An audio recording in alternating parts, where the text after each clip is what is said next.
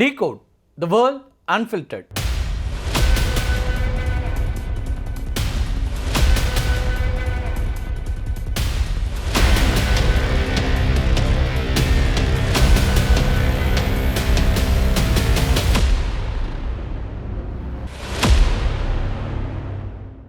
America மற்றும் Iran இடையிலான அமைதி பேச்சுவார்த்தை தற்போது மிக முக்கியமான கட்டத்தை எட்டியிருக்கிறது. கடந்த சில நாட்களாக நிலவி வரக்கூடிய பதற்றமான சூழல் இருக்கு இல்லையா, அந்த சூழலுக்கு இடையில் மீண்டும் பேச்சுவார்த்தை தொடங்குவதற்கான முயற்சிகள் அப்படிங்கிறது தீவிரமடைஞ்சிருக்கு. கடந்த வார இறுதியில் இஸ்லாமாபாத்தில் நடந்த முதல் கட்ட பேச்சுவார்த்தை உடன்பாடு எட்டப்படாமல் தோல்வியில் முடிஞ்சிச்சு. ஆனாலும் நிலைமை கைமீறி போகிறத தடுக்கிறதுக்காக விரைவில் இரண்டாம் கட்ட பேச்சுவார்த்தையை தொடங்குறது அப்படின்னு பாகிஸ்தான் மற்றும் சீனா நாடுகள் தீவிரமாக முயற்சி எடுத்துகிட்ருக்கிறாங்க. முதல் கட்ட பேச்சுவார்த்தையின் போது அமெரிக்க துணை அதிபர் ஜேடி வான்ஸ் தலைமையிலான குழு முன்வைத்த மிக முக்கியமான நிபந்தனை அப்படிங்கிறது ஈரான் தன்னுடைய அணுசக்தி திட்டங்களை முழுமையாக கைவிட வேண்டும் அப்படிங்கிறது தான். ஈரான் வசம் இப்போ சுமார் 400 கிலோவுக்கும் அதிகமான செறிவூட்டப்பட்ட யுரேனியம் இருக்குது. இந்த யுரேனியத்தை ஒப்படைக்கணும் அப்படிங்கிறதும் அனைத்து அணுசக்தி மையங்களையும் நிரந்தரமாக மூடணும் அப்படிங்கிறதும் தான் அமெரிக்காவுடைய வலியுறுத்தலாக இருக்குது. ஆனால் இது ஈரானுடைய இறையாண்மைக்கு எதிரானது அப்படின்னு சொல்லிட்டு ஈரான் இதனை ஏற்க மறுத்துறாங்க. இது மட்டும் இல்லாமல் ஹார்முஸ் நீரிணை வழியாக செல்லக்கூடிய சர்வதேச கப்பல்களுக்கு போக்குவரத்து வரி, அதாவது டிரான்சிட் ஃபீ இருக்கு இல்லையா, இதை வசூலிக்கிறதுக்கு தங்களுக்கு உரிமை உண்டு அப்படிங்கிறதும் ஈரானுடைய வாதம். இதுக்கு அமெரிக்கா கடுமையாக எதிர்ப்பு தெரிவிக்குது.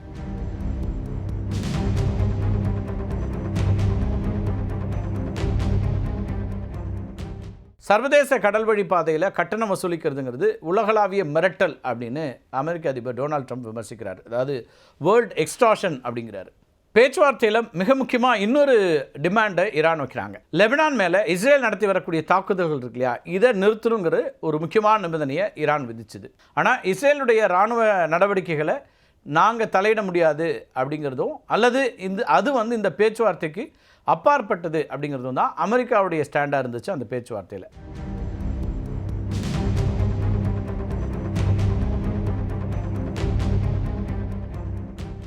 அமெரிக்காவால் முடக்கப்பட்ட சொத்துக்களை உடனடியாக விடுவிக்க வேண்டும் அப்படிங்கிற ஈரானுடைய கோரிக்கையையும் வான்ஸ் குழு நிராகரிச்சிச்சு. இதெல்லாம் இஸ்லாமாபாத்தில் நடந்த முதல் கட்ட பேச்சுவார்த்தையின் போது நடந்த சிக்கல்கள். சுருக்கமாக சொல்லணும்னா அமெரிக்காவுடைய நிபந்தனைகள் மிகையானவை அப்படின்னு ஈரானோட பிடிவாதம் அணுசக்தி வெறியை காட்டுகிறது அப்படின்னு அமெரிக்காவும் பரஸ்பரம் குற்றம் சாட்டக்கூடிய அந்த ஒரு சூழலில் தான் இருக்குது. இதனால் ஒரு பொதுவான உடன்படிக்கையை ரெண்டு தரப்பினாலும் எட்ட முடியாமல் பேச்சுவார்த்தை தொடங்கிய வேகத்திலேயே முறிஞ்சிச்சு. 21 மணி நேரம் நடந்தது. ஆனால் எந்த விதமான முன்னேற்றமும் இல்லாமல் சீஸ்ஃபயர் தொடருமா, இல்லை நடக்க போதா, மீண்டும் மோதல் வெடிக்குமாங்கிற கட்டத்தில் அது முடிஞ்சு போச்சு. இந்த பேச்சுவார்த்தை வெற்றிகரமாக முடிவடையாத சூழலில் தான் அமெரிக்கா என்ன பண்ணுறாங்க, ஈரான் துறைமுகங்களை முடக்கிறாங்க.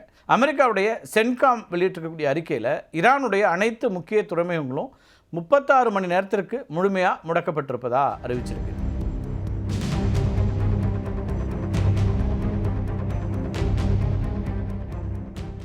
இந்த பிளாக்கேட் இருக்கு இல்லையா, இந்த முற்றுகை பணியில் சுமார் 10,000 அமெரிக்க வீரர்கள், 12 போர் கப்பல்கள், அது மட்டும் இல்லாமல் பல போர் விமானங்கள் ஈடுபடுத்தப்பட்டிருக்கின்றன.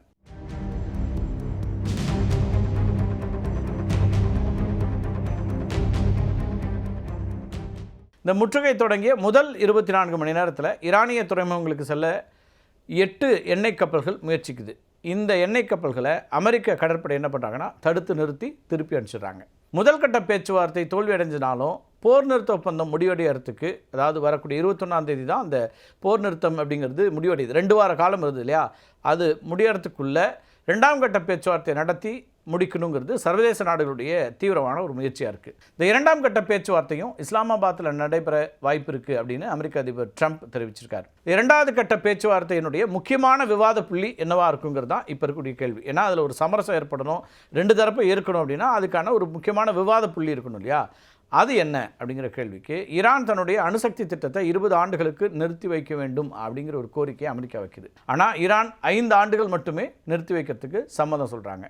இதில் ஒரு நடுநிலையான முடிவை எட்டுறது அப்படிங்கிறதுக்கான முயற்சிகள் தொடர்ச்சியாக நடக்குது.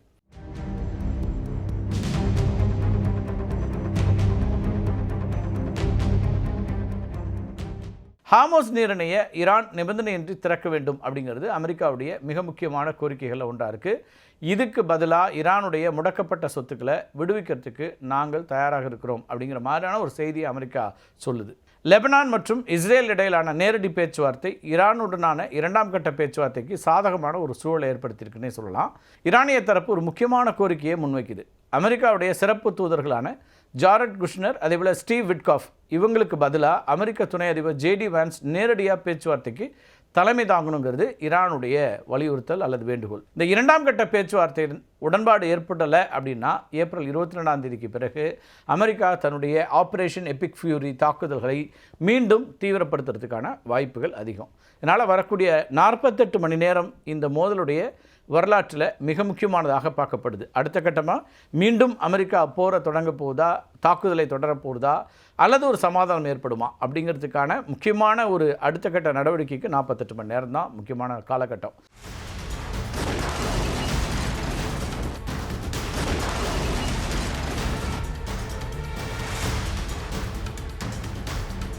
அமெரிக்கா ஈரான் இடையிலான இரண்டாம் கட்ட பேச்சுவார்த்தையில் சுமூக தீர்வு காண்றதுக்கு பாகிஸ்தானும் டர்க்கி போன்ற நாடுகளும் காம்ப்ரமைஸ் ஃபார்முலா ஒன்றை உருவாக்கியிருக்காங்க.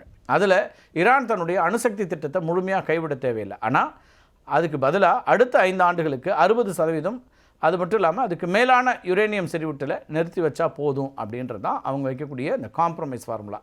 இதுக்கு பதிலாக ஈரானுடைய முடக்கப்பட்ட சொத்துக்களில் ஒரு பகுதியை அமெரிக்கா விடுவிக்கணும். இடைக்கால திட்டத்தின் ஒரு பகுதியாக ஹார்முஸ் நீரிணையின் பதற்றத்தை குறைக்கிறதுக்கு சில பரிந்துரைகள் முன்வைக்கப்பட்டிருக்கின்றன. ஈரான் தன்னுடைய போக்குவரத்து வரி கோரிக்கையை தற்காலிகமாக நிறுத்தி வைக்கணும் அப்படிங்கிறது ஒன்று. பதில் நடவடிக்கையாக அமெரிக்கா கடற்படை முற்றுகையை தளர்த்திட்டு வணிக கப்பல்கள் தடையில்லாமல் செல்வதற்கு அனுமதிக்க வேண்டும் அப்படிங்கிற ஒரு விஷயமும் முன்வைக்கப்படுது. இந்த பரிந்துரைகள் 2 தரப்பிற்கும் சாதகமாக அமையும் அப்படின்னு பாகிஸ்தானும் டர்க்கியும் சொல்கிறாங்க. அமெரிக்காவுக்கு ஈரான் அணு ஆயுதம் பெறுவதை தற்காலிகமாக தடுத்த திருப்தி கிடைக்கும் அப்படின்னும், ஈரானுக்கு பொருளாதார முடக்கத்திலேருந்து உடனடியாக ஒரு நிவாரணம் கிடைக்கும் அப்படின்னும் பாகிஸ்தானும் டர்க்கியும் அவங்க நம்புகிறாங்க. ஆனாலும் இரண்டாவது கட்ட பேச்சுவார்த்தை இருக்கு இல்லையா, அதில் நம்பிக்கை இல்லாமை, ட்ரஸ்ட் டெஃபிசிட் அப்படின்னு ஒன்று இருக்குது. அது ஒரு மிகப்பெரிய தடையாக இருக்கும் அப்படின்னு அரசியல் நோக்கர்கள்லாம் எச்சரிக்கிறாங்க. குறிப்பாக இஸ்ரேலுடைய பாதுகாப்பு குறித்த கவலைகளுக்கு அமெரிக்கா முக்கியத்துவம் கொடுக்கறதும் ஈரானுடைய பதிலடி தாக்குதல்களும் இந்த இடைக்கால திட்டத்தை சிதைக்கக்கூடும் அப்படிங்கிற ஒரு அச்சமும் இருக்குது அவங்களுக்கு.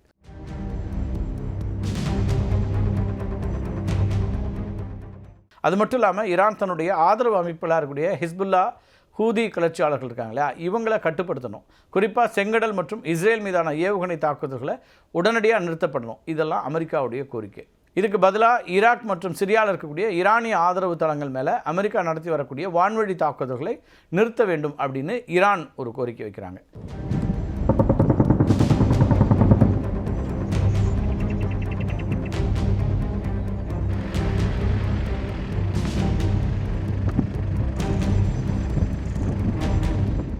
ஈரானுடைய பொருளாதார முடக்கத்தை தளர்த்துறதுக்கு ஒரு புதிய வழிமுறையையும் பாகிஸ்தானும் டர்க்கியும் முன்மொழிஞ்சிருக்காங்க.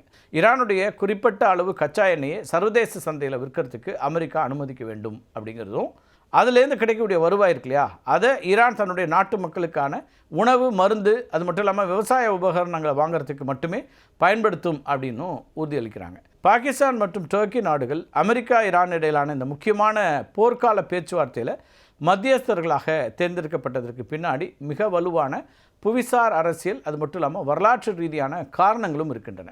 அதை பற்றி பார்த்தலாம். நமக்கு எல்லாருக்கும் அந்த கேள்வி இருக்கலாம், ஏன் பாகிஸ்தான், ஏன் டர்க்கி அப்படிங்கிற ஒரு கேள்வி இருக்கலாம். பாகிஸ்தான் இந்த பேச்சுவார்த்தையினுடைய மையப்புள்ளியாக இருக்கிறதுக்கு பின்னாடி 3 முக்கியமான அம்சங்கள் இருக்கின்றன. பாகிஸ்தான் ஈரானோட 900 கிலோமீட்டர் நிலமுள்ள எல்லையை பகிர்ந்து கொள்கிறது. ஈரானில் போர் தீவிரமடைஞ்சிச்சு அப்படின்னா அகதிகளுடைய வருகை, அது மட்டும் இல்லாமல் தீவிரவாத ஊடுருவலால் பாகிஸ்தான் நேரடியாக பாதிக்கப்படக்கூடிய வாய்ப்பு இருக்குது. அதனால் இந்த போரை நிறுத்த வேண்டிய கட்டாயங்கிறது பாகிஸ்தானுக்கு இருக்குது. இப்போ பாகிஸ்தான் நீண்ட காலமாக அமெரிக்காவுடைய நட்பு நாடாக இருந்து வருகிறது அப்படிங்கிறது உங்களுக்கு தெரியும். அதே சமயம் ஈரான் ஒரு அண்டை நாடு அப்படிங்கிறதுனால அதனோட கலாச்சார மற்றும் மத ரீதியிலான உறவை கொண்டிருக்கிறது பாகிஸ்தான். அதனால் 2 நாடுகளோடையும் ஒரே நேரத்தில் பேசக்கூடிய தகுதி அப்படிங்கிறது பாகிஸ்தானுக்கு இருக்கிறதா அந்த நாடு நம்புது. பாகிஸ்தானுக்கு பின்னாடி சீனாவும் நிற்குது. அமெரிக்கா மற்றும் ஈரான் ஆகிய 2மே சீனாவுடைய பொருளாதார நலன்களுக்கு முக்கியமானவை அப்படிங்கிறதுனால சீனா என்ன பண்ணுதுன்னா பாகிஸ்தானை சிறந்த மத்தியஸ்தராக பயன்படுத்த பார்க்குது. டர்க்கியை பொறுத்த வரைக்கும் இந்த பேச்சுவார்த்தையில் ஒரு சமநிலைப்படுத்தும் சக்தியாக செயல்படக்கூடிய ஒரு நாடாக இருக்குது. டர்க்கி அமெரிக்கா தலைமையிலான நேட்டோ அமைப்பில் உறுப்பினராக இருக்கக்கூடிய ஒரு நாடு. இது அமெரிக்காவுக்கும் டர்க்கி மீது ஒரு நம்பிக்கையை கொடுக்கக்கூடியதாக இருக்குது. அமெரிக்காவுடைய தடைகளை மீறி ஈரானோட வர்த்தகம் மற்றும் எரிசக்தி ஒப்பந்தங்களை வைத்திருக்கக்கூடிய வெகு சில நாடுகளில் டர்க்கியும் ஒன்று. அதனால் ஈரானுடைய பொருளாதார சிக்கல்களை தீர்க்கக்கூடிய வலிமை அந்த நாட்டிடமே இருப்பதா ஈரான் நம்புது. சவுதி அரேபியா மற்றும் இஸ்ரேல் போன்ற நாடுகளோட டர்க்கி கொண்டிருக்கக்கூடிய இந்த உறவு இருக்கு இல்லையா, அது இந்த போரை பிராந்திய மோதலாக மாற்றாமல் தடுக்கிறதுக்கு உதவும் அப்படின்னு அமெரிக்கா நம்புது. பாகிஸ்தான் பாதுகாப்பு மற்றும் எல்லை சார்ந்த காரணங்களுக்காகவும் டர்க்கி சர்வதேச ராஜதந்திரம் மற்றும் வர்த்தகம் சார்ந்த காரணங்களுக்காகவும் இந்த இரண்டாம் கட்ட பேச்சுவார்த்தையில் முன்னிலைப்படுத்தப்படக்கூடிய நாடுகளாக இருக்கின்றன. பாகிஸ்தானும் டர்க்கியும் முன்வைத்திருக்கக்கூடிய இடைக்கால ஏற்பாட்டை ஈரான் ஏற்றுக்கொள்ளுமா அப்படிங்கிற ஒரு கேள்வி இருக்குது. பாகிஸ்தான் மற்றும் டர்க்கி இந்த ரெண்டும் முன் வச்சிருக்கக்கூடிய இடைக்கால திட்டத்தில் ஈரானுடைய அடிப்படை தேவைகளை பூர்த்தி செய்யக்கூடிய வகையில் சில முக்கியமான அம்சங்கள் சேர்க்கப்பட்டிருக்கின்றன. இவை ஈரானை இந்த பேச்சுவார்த்தைக்கு சம்மதிக்க வைப்பதற்கான ராஜதந்திர தூண்டில்கள் அப்படின்னு சொல்லலாம்.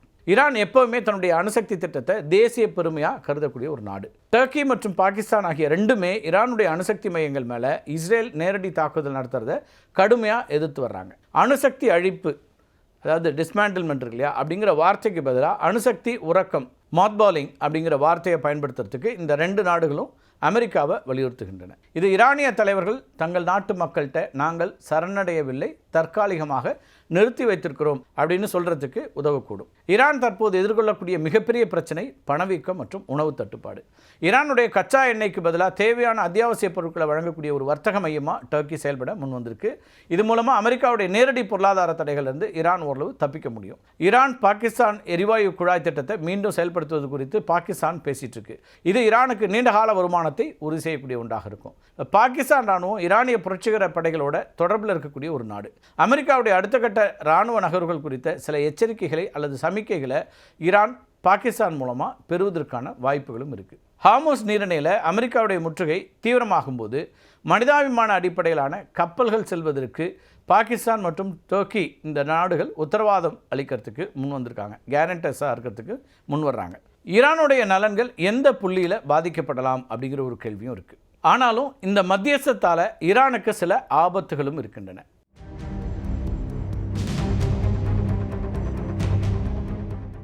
டர்க்கி ஒரு நேட்டோ உறுப்பினர் அப்படிங்கிறதுனால இறுதியில் அது அமெரிக்காவுடைய அழுத்தத்திற்கு பணிந்துவிடக்கூடும் அப்படிங்கிற சந்தேகம் ஈரானுக்கு இருக்குது. பாகிஸ்தான் தற்போது சர்வதேச நாணய நிதியத்தில் கடனை நம்பி இருக்கிறதுனால அமெரிக்கா நிதி ரீதியிலான அழுத்தம் கொடுத்தா பாகிஸ்தான் ஈரானுடன் சமரசத்தில் பின்வாங்க வாய்ப்பு இருக்குது. இரண்டாம் கட்ட பேச்சுவார்த்தையில் இந்த நாடுகள் ஈரானிடம் யதார்த்தமான அணுகுமுறையை வலியுறுத்தும். அதாவது அமெரிக்கா கேட்கக்கூடிய அனைத்தையும் செய்ய வேண்டாம், ஆனால் போரை நிறுத்த தேவையான குறைந்தபட்ச மாற்றங்களை செய்யுங்கள் அப்படின்னு அவங்க சொல்லக்கூடும். அதுதான் அவங்களுடைய ஆலோசனையாக இருக்கலாம். வரக்கூடிய ஏப்ரல் 22ஆம் தேதிங்கிறது உலக நாடுகளுக்கு ஒரு முக்கியமான காலக்கெடு. இரண்டாம் கட்ட பேச்சுவார்த்தையில் ஒருமித்த கருத்து எட்டப்படலைன்னு வச்சுக்கோங்களேன், ஆப்ரேஷன் எபிக் ஃபியூரி வான்வழி தாக்குதல்கள் மீண்டும் தீவிரமடையும்.